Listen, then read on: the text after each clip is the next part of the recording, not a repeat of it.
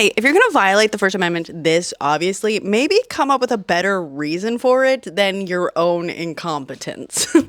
Just a thought. In case you missed it, because man is there a lot to easily miss. In the latest attack on free speech and the free press, Pete Hegseth and the Pentagon are now saying that journalists are only going to be allowed to cover the Pentagon if they agree to only publish what the administration allows them to publish. Does anyone see the problem here? You know, I for one think that it might behoove us to remind the right how exciting it could be for us to have the FCC revoke Fox News' license and have Fox News be forced to sign a loyalty pledge to only publish things that the government allows them to if they want any sort of access.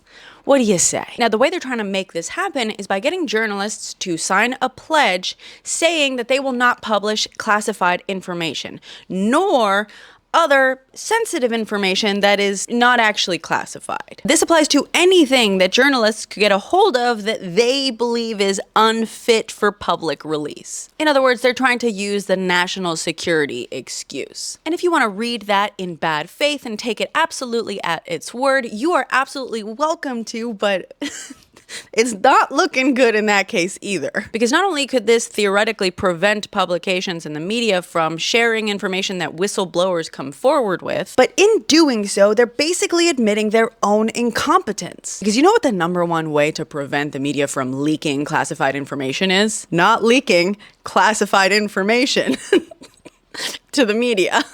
You know, through things like, I don't know, signal chats, for example. Here's an idea. If you don't want the media reporting on how you added a journalist to a group signal chat where you shared classified information, maybe, just maybe, don't add a journalist to a group signal chat where you're sharing classified information.